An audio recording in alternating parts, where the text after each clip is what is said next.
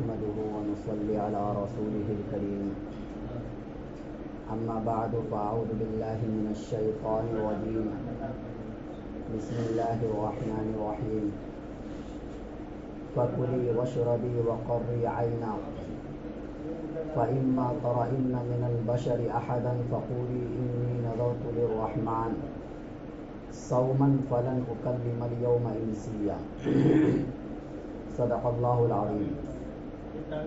سامعین محترم اور معزز ساتھیوں، بات یہ چل رہی تھی کہ حضرت عیسیٰ علیہ السلام کی پیدائش کیسے ہوئی۔ تو جب حضرت عیسیٰ علیہ السلام کی پیدائش کا وقت قریب آیا تو حضرت مریم رضی اللہ تعالی عنہا ایک کھجور کے درخت کے پاس آ گئی۔ قرآن میں آتا ہے فَأَجَاءَهَا الْمَخَاضُ إِلَى جِذْعِ النَّخْلَةِ، جب درد ذہن نے حضرت مریم کو تب پایا تو اس کی وجہ سے وہ ایک کھجور کے درخت کے پاس آ گئی تاکہ لوگوں کی نظر نہ پڑے، اور اللہ تعالیٰ نے کھانے کا بھی انتظام کر دیا اور پینے کا بھی انتظام کر دیا۔ کھانے کا انتظام تو یہ ہے کہ کھجور کا درخت وہاں پر موجود تھا۔ اللہ تعالیٰ نے یہ کہا کہ تم اس کو ہلاؤ، اس میں سے پکے ہوئے کھجور تمہاری طرف گریں گے، اور پینے کا انتظام اس طریقے سے فرمایا کہ حضرت مریم کے نیچے اللہ تعالیٰ نے ایک پانی کا چشمہ جاری کر دیا۔ تو کھانا اور پینا جو انسان کی اصل ضروریات میں سے ہے، ان دونوں چیزوں کا انتظام اللہ تعالیٰ نے معجزاتی طور پر کر دیا۔ پھر عیسیٰ علیہ السلام کی پیدائش ہوتی ہے۔ جب پیدائش ہوتی ہے تو ظاہر سی بات ہے حضرت مریم ایک پاک دامن عورت تھی، اور ان کی پاک دامنی کے چرچے پوری قوم میں مشہور تھے، اور ایک نبوت والے گھرانے میں ان کی پیدائش ہوئی، اور حضرت زکریا علیہ السلام جو ان کے خالو تھے وہ خود ان کی پرورش کیے، جو کہ ایک پیغمبر تھے۔ اور ایسے موقع پر اگر بغیر باپ کے بچہ پیدا ہو جائے تو ظاہر سی بات ہے ایک پاک دامن عورت کے دل میں کیا گزرے گی یہ ہم اور آپ نہیں سوچ سکتے، کیونکہ آج کل کا ماحول تو بے حیا والا ہے، لیکن وہ ماحول کچھ الگ تھا۔ وہ ایسا ماحول تھا کہ اگر بے حیائی کسی سے ہو جائے تو اس بات کو برداشت نہیں کرتی تھی، مر جانا برداشت کر لیتی تھی، لیکن بے حیائی برداشت نہیں کرتی تھی۔ اسی لیے جب لڑکے کی پیدائش کی خوشخبری حضرت مریم کو ملی تو حضرت مریم نے یہ کہا کہ کاش کہ میں مر جاتی یا میں بھولی بسری ہو جاتی، کوئی جانتا ہی نہیں کہ مریم کون ہے۔ تو اس موقع پر حضرت مریم نے موت کی تمنا کی، حالانکہ حضرت مریم کو یہ یقین تھا کہ آگے جو کچھ بھی ہونے والا ہے اللہ میرے ساتھ ہے، اور اللہ نے یہ وعدہ کیا ہے کہ آپ کو بغیر باپ کے بچہ پیدا ہوگا، تو اس میں ڈرنے کی کوئی ضرورت نہیں تھی۔ لیکن ایک پاک دامن عورت کے لیے یہ بات گوارا نہیں ہے کہ بغیر باپ کے بچہ پیدا ہو جائے۔ ہاں، اس کو یہ بات گوارا ہو جائے گا کہ وہ مر جائے، لیکن پاک دامنی پر اور اس کے حیا پر کوئی اعتراض ہو اس بات کو برداشت نہیں کر سکتی ہے۔ چنانچہ جب بچے کی پیدائش ہو گئی تو اللہ تعالیٰ نے حضرت مریم سے کہا فَكُلِي وَاشْرَبِي وَقَرِّي عَيْنًا، کہ آپ کھاؤ اور پیو، اور بچے کو دیکھ کر اپنی آنکھوں کو ٹھنڈی کرو۔ اللہ نے کھانے کا انتظام کر دیا، پینے کا انتظام کر دیا، اور بچے کو دیکھ کر انسان کے دلوں میں ایک اطمینان پیدا ہوتا ہے، ایک سکون آتا ہے، ایک خوشی محسوس ہوتی ہے، لہذا آپ بھی خوش ہو جاؤ۔ اور اگر کوئی انسان آپ کو دیکھے تو انسان کو دیکھ کر آپ کو بات نہیں کرنا ہے. اس زمانے میں روزہ رکھنے کا ایک طریقہ یہ بھی تھا کہ پورے دن کسی سے بات نہیں کرنا ہے, ایک دم خاموش رہنا ہے. یہ بھی عبادت کا ایک طریقہ تھا اس زمانے میں. حضرت مریم سے اللہ تعالیٰ نے یہی کہا کہ آپ بھی اس روزے کی نظر مان لو, آپ بھی یہ روزہ رکھ لو آج کے دن کے لیے. اب کوئی بھی آپ سے اگر کچھ کہے تو آپ یہ کہہ دینا, اشارے سے سمجھا دینا کہ آج میں نے اللہ کے لیے ایک روزے کی نظر مانی ہے. فَلَنْ أُكَلِّمَ الْيَوْمَ إِنسِيًّا, میں کسی بھی انسان سے بات نہیں کر سکتی. اب پھر آگے پھر کیا کرنا ہے, جواب تو دینا پڑے گا. یہ بچہ کہاں سے آیا, روزہ کب تک رکھیں گے, تو جواب آپ کو نہیں دینا ہے. اگر قوم اعتراض کرے گی تو قوم کے اعتراض کا جواب یہ بچہ دے گا. چنانچہ فَلَنُكَلِّمَ الْيَوْمَ إِنسِيًّا فَأَتَتْ بِهِ قَوْمَهَا تَحْمِلُهُ.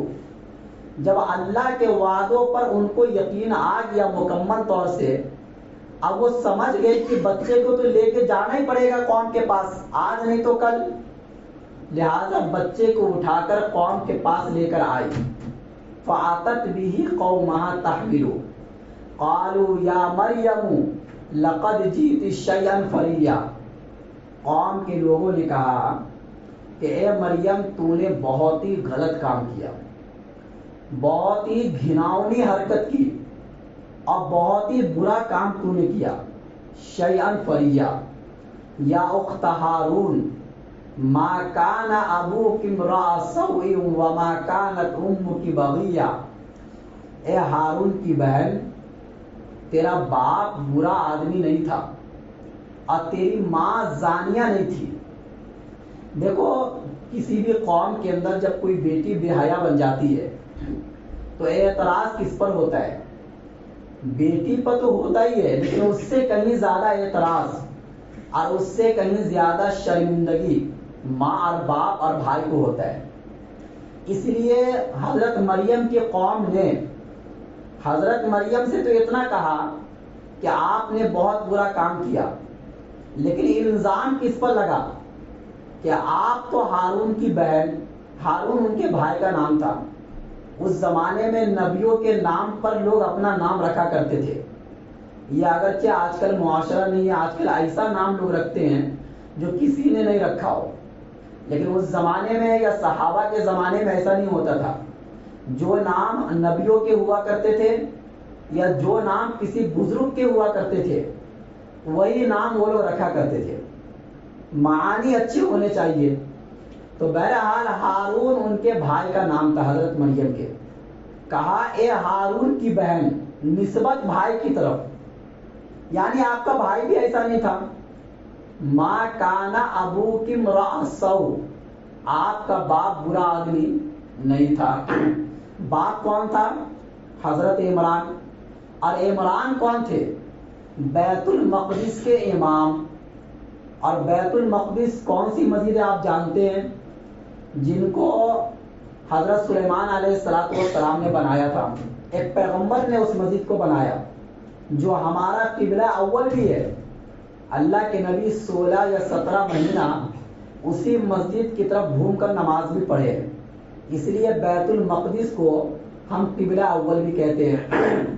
تو بہرحال اعتراض یہ ہوا ان کے ابو کے اوپر کہ آپ کے ابو تو بیت المقدس کے امام تھے, امام کی بیٹی ایسی حرکت کر رہی ہے, یہ بہت ہی غلط بات ہے. اور آپ کی ماں اتنی عبادت گزار تھی کہ انہوں نے ایک نظر مان لی کہ اپنے بچے کو اللہ کے نام پر وقف کر دوں گی. اتنی عبادت گزار کہ ایک بچے کو صرف اللہ کے نام پر قربان کرنے کو وہ تیار ہے. اب وہ قربانی آپ ہی ہو, آپ کو انہوں نے اللہ کے نام پر قربان کیا تھا اور آپ نے ایسی حرکتیں کی. اس سے تو ایک سبق یہ ملتا ہے کہ جو نیک لوگ ہوتے ہیں ان کی اولاد کو, ان کے بچے کو تھوڑا سنبھل کر رہنا چاہیے. اس سے اعتراض صرف ان پر ہی نہیں ہوتا ہے بلکہ جتنے بھی نیک لوگ ہوتے ہیں ان سب پر یہ اعتراض ہوتا ہے. اس لیے ایسے لوگوں کو اپنے خاندان کا, اپنی قوم کا لحاظ کرنا چاہیے. خاندان جب بڑا ہوتا ہے تو آدمی کو اسی طریقے سے رہنا پڑتا ہے. اور اگر خاندان آپ کا دین کے اعتبار سے بڑا ہو, سب نیک لوگ ہو, تو ایسے معاشرے میں کوئی ایک آدمی اگر غلط کرتا ہے, بدنام سب ہو جاتے ہیں, پوری قوم ان سے بدزن ہو جاتی ہے. تو اس سے ایک سبق یہ ملتا ہے. بہرحال اعتراض ہوا حضرت مریم کے اوپر. حضرت مریم نے کیا کیا؟ فاشارت الیہ, اس بچے کی طرف اشارہ کر دیا. جو بچہ ابھی دودھ پیتا بچہ تھا, گود میں تھا, یعنی حضرت عیسیٰ علیہ السلام, ان کی طرف اشارہ کیا. فاشارت الیہ. قوم کے لوگوں نے کہا کہ چوری اور سینہ زوری, کہ ایک تو آپ نے غلط کیا, اب دوسرا بڑا غلط آپ یہ کر رہے کہ آپ یہ کہہ رہے کہ بچے سے پوچھ لو. بھئی یہ بچہ کیسے بات کرے گا؟ یہ جواب تو آپ کو دینا چاہیے نہ کہ بچے کو. قالوا کیف نکلم من کان فی المہد صبیا. قوم کے لوگوں نے کہا کہ اے مریم, ہم اس بچے سے کیسے بات کریں گے جو ابھی گود میں ہے؟ گود میں کوئی بچہ ہو اور اس سے کوئی بات آج تک کیا ہی نہیں, تو اس سے کیسے بات کر لیں گے؟ لیکن وہ بچہ بول پڑا. قوم ابھی بات ہی کر رہی تھی حضرت مریم سے کہ اسی دوران اس بچے نے کہا انی عبد اللہ, میں اللہ کا بندہ ہوں. حضرت عیسیٰ علیہ السلام نے اپنا پہلا جملہ کون سا بولا؟ انی عبد اللہ, میں اللہ کا بندہ ہوں. اپنے پہلے جملے میں اس بات کی طرف اشارہ کر دیا کہ میں اگرچہ پیدا ہوا ہوں معجزاتی طور پر, میں اگرچہ پیدا ہوا ہوں بغیر باپ کے, لیکن میں خدا یا خدا کا بیٹا نہیں بلکہ خدا کا بندہ ہوں. عام طور سے جب اس قسم کے معجزہ قوم دیکھتی ہے تو اس معجزے سے متاثر ہو کر لوگ اس کو انسانیت کے بجائے کچھ اور سمجھنے لگتے ہیں. اسی لیے ایسے موقع پر اللہ تعالی لفظ عبد کا استعمال فرماتے ہیں. چنانچہ حضرت نبی پاک صلی اللہ علیہ وسلم, اللہ کے نبی کا قرآن کریم کے بعد سب سے بڑا معجزہ ہے معراج کا واقعہ, کہ 7 آسمان کے اوپر ایک رات میں عرش معلیٰ تک پہنچ گئے. بہت بڑا معجزہ ہے. اور یہ معجزہ سن کر کوئی یہ سمجھ سکتا تھا کہ اللہ کے نبی صلی اللہ علیہ وسلم نبی نہیں بلکہ خدا ہو گئے, نعوذ باللہ. تبھی تو اتنے اوپر ایک رات میں چلے گئے. تو اللہ تعالیٰ نے جب اس واقعے کو بیان کیا تو کیا کہا؟ سبحان الذی اسری بعبدہ, پاک ہے وہ ذات جو اپنے بندے کو راتوں رات لے کے گئی. یہاں پر بھی اللہ تعالیٰ نے لفظ عبد کا استعمال کر کے فرما دیا کہ اگرچہ معجزہ بہت بڑا ہے اور اتنا بڑا معجزہ ہے کہ انسانیت نہیں مان سکتی ایسے معجزے کو, اور انسانوں سے ایسا معجزہ ہو بھی نہیں سکتا ہے, لیکن اس کے باوجود کرنے والی ذات میری ہے. اور اتنا بڑا معجزہ ہونے کے باوجود یہ بندہ ہی ہے, بندہ سے ہٹ کر کوئی فرشتہ یا کوئی خدا نہیں ہے. یہ اللہ نے اشارہ دیا. تو اسی طریقے سے حضرت عیسیٰ علیہ السلام اپنا سب سے پہلا لفظ جو اپنی زبان سے انہوں نے نکالا وہ اس بات کی طرف اشارہ کرنے کے لیے کہ میں اگرچہ بغیر باپ کے پیدا ہوا ہوں, میں معجزاتی طور پر پیدا ہوا ہوں, لیکن اس کے باوجود میں اللہ کا بندہ ہوں, اور آگے چل کر میرے ہاتھ پر بڑے بڑے معجزے ظاہر ہوں گے. ایسے معجزے ظاہر ہوں گے جو حقیقت میں خدا کر سکتا ہے, انسان نہیں کر سکتا ہے. جیسے مردے کو زندہ کر دینا یہ تو خدا کا کام ہے, لیکن عیسیٰ علیہ السلام اللہ کے حکم سے مردے کو زندہ کر دیتے تھے, اور یہ قرآن نے بیان کیا. اسی طریقے سے مٹی کا پرندہ بناتے تھے اور اس پرندے کو ہواؤں میں اڑا دیتے تھے.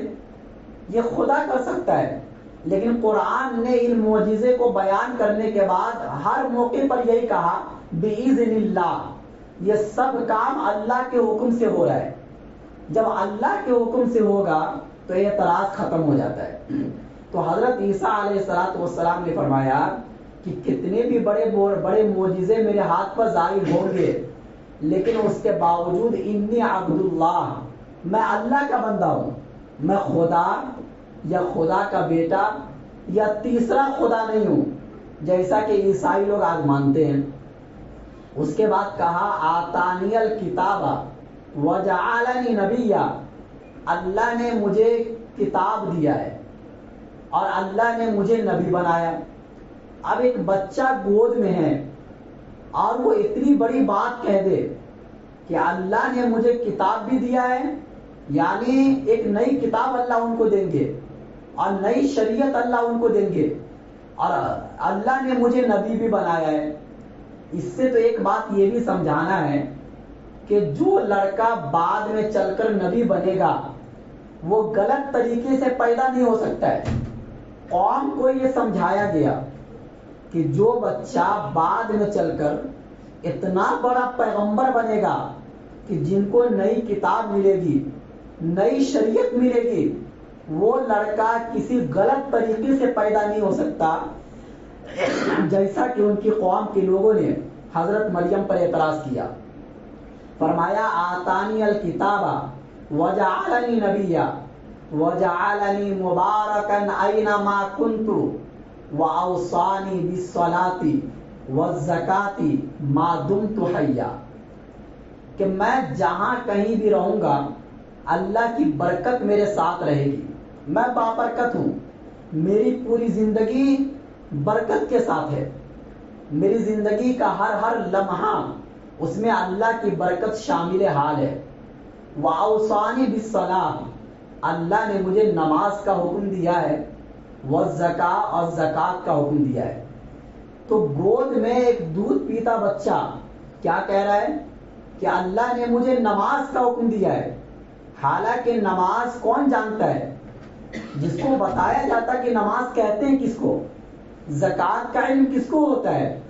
جس کو بتایا جاتا ہے. بغیر جانے نہ کوئی نماز سمجھ سکتا ہے، اب بغیر بتائے نہ کوئی زکوٰۃ سمجھ سکتا ہے. لیکن ایک چھوٹا سا بچہ اگر یہ بات کہہ رہا ہے کہ نماز اور زکوٰۃ کا حکم اللہ نے مجھے دیا ہے، تو یہی سمجھا جائے گا کہ یہ بچہ اللہ کی طرف سے معجزاتی طور پر بغیر باپ کے پیدا ہوا ہے. جو الزام ہم نے حضرت مریم کے اوپر لگایا ہے یہ الزام غلط ہے. لیکن اس کے باوجود اس زمانے کے جو یہودی لوگ تھے ان لوگوں نے نہیں مانا. ان لوگوں نے ایک بات مشہور کر دی کہ ان کا کانٹیکٹ نعوذ باللہ ایک یوسف نام کے آدمی سے ہو گیا تھا، جو لکڑی کا غالباً کام کیا کرتا تھا یا لوہار تھا وہ. اور آج بھی یہودی لوگ کے ذہن میں یہی بات بیٹھی ہوئی ہے کہ حضرت عیسیٰ علیہ السلام جو پیدا ہوئے نعوذ باللہ غلط طریقے سے پیدا ہوئے، اور اسی لیے وہ لوگ عیسیٰ علیہ السلام کو نبی نہیں مانتے ہیں بلکہ گالی دیتے ہیں. اور گالی دینا تو چھوڑو، حضرت عیسیٰ علیہ السلام کو اسی بنیاد پر سولی پر چڑھانے کے لیے یہ لوگ آئے تھے. اللہ نے پھر ان کو زندہ آسمان پر اٹھا لیا. تو یہودی آج بھی حضرت عیسیٰ علیہ السلام کو گالی دیتے ہیں اور ان کو اللہ کا پیغمبر نہیں مانتے ہیں، اور وہ یہی کہتے ہیں کہ یہ ناجائز طریقے سے نعوذ باللہ پیدا ہوئے ہیں. بہرحال عیسائی لوگ یہ کہتے ہیں کہ یہ حضرت مریم سے پیدا ہوئے، ان کے کوئی باپ نہیں ہے. عیسائی اس بات کو مانتے ہیں. تو عیسیٰ علیہ السلام نے کہا کہ وَأَوْصَانِي بِالصَّلَاةِ وَالزَّكَاةِ مَا دُمْتُ حَيًّا، کہ اللہ نے مجھے نماز اور زکوٰۃ کا حکم دیا ہے جب تک میں زندہ رہوں گا اس دنیا کے اندر. لیکن نماز تو پڑھتے رہے، زکوٰۃ عیسیٰ علیہ السلام پر کبھی فرض نہیں ہوا. اس لیے فرض نہیں ہوا کہ حضرت عیسیٰ علیہ السلام اپنے پاس کبھی اتنا مال رکھے ہی نہیں جس سے وہ صاحب نصاب ہو سکے. اور ایسی مثال آپ کو بہت ساری جگہوں پر ملے گی. خود ہمارے پیغمبر حضرت محمد صلی اللہ علیہ وسلم اپنے پاس اتنا مال و دولت نہیں رکھے کہ جس کی وجہ سے وہ صاحب نصاب بن سکے. اور بعد میں حضرت ابو بکر صدیق اور حضرت عمر فاروق یہ لوگ بھی انہی لوگوں میں سے شامل تھے جو اپنے پاس اتنا مال نہیں رکھتے تھے جس سے ان کے اوپر زکوٰۃ ہو. ہاں حضرت عثمان غنی رضی اللہ تعالیٰ عنہ کے پاس چونکہ وہ تجارتی آدمی تھے ان کے پاس بہت مال تھا. اس کے بعد کہا وَبَرًّا بِوَالِدَتِي وَلَمْ يَجْعَلْنِي جَبَّارًا شَقِيًّا کہ میں اپنی والدہ کا احسان مند ہوں.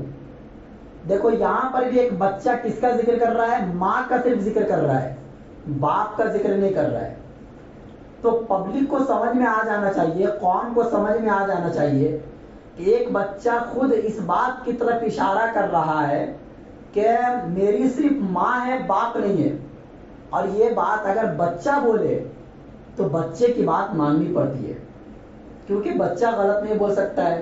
اور یہ بات ذہن میں آ جانا چاہیے کہ اگر بچہ بول رہا ہے تو یہ اللہ کی طرف سے بول رہا ہے. گویا کہ بات اللہ کی ہے, زبان بچے کی ہے. بات اللہ کی ہے اور زبان بچے کی ہے. اور حضرت عیسیٰ علیہ السلام بچپنے میں قوم کو یہی سمجھانا چاہ رہے ہیں کہ یہ اللہ تعالیٰ کے کرنے سے ہوا ہے, اس میں ہمارا کوئی اختیار نہیں ہے, یا میری ماں کا کوئی اختیار نہیں ہے, اور میں بغیر باپ کے ہی پیدا ہوا ہوں. وَبَرًّا بِوَالِدَتِي اور میں اپنی والدہ کا احسان مند ہوں. میں اپنی والدہ کے اوپر وہ الزام جو آپ لگا رہے ہو میں نہیں لگا سکتا. اس کے بعد فرمایا وَلَمْ يَجْعَلْنِي جَبَّارًا شَقِيًّا کہ اللہ تعالیٰ نے مجھے بدبخت اور نافرمان نہیں بنایا. میں جب تک زندہ رہوں گا, میری ماں جب تک رہے گی, میں اپنی ماں کے ساتھ حسن سلوک کرتا رہوں گا. میں ان لوگوں میں سے نہیں ہوں جو اپنی ماں کے ساتھ غلط برتاؤ کرتے ہیں. وَلَمْ يَجْعَلْنِي جَبَّارًا شَقِيًّا. اور اس کے بعد حضرت عیسیٰ علیہ السلام نے کہا, دیکھو کتنی لمبی گفتگو ہے, مختصر سی گفتگو نہیں ہے.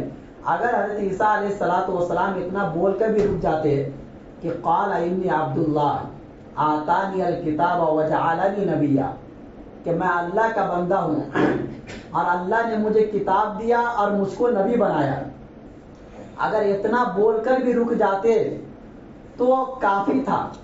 لیکن ایک لمبی گفتگو ہو رہی ہے قوم کے سامنے اور ایک بچہ بول رہا ہے والسلام علیہ یوم ولدت ویوم اموت ویوم ابعث حیا کہ سلامتی ہو مجھ پر جس دن میں پیدا ہوا اور جس دن میں دنیا سے جاؤں گا اور جس دن مجھے دوبارہ اٹھایا جائے گا.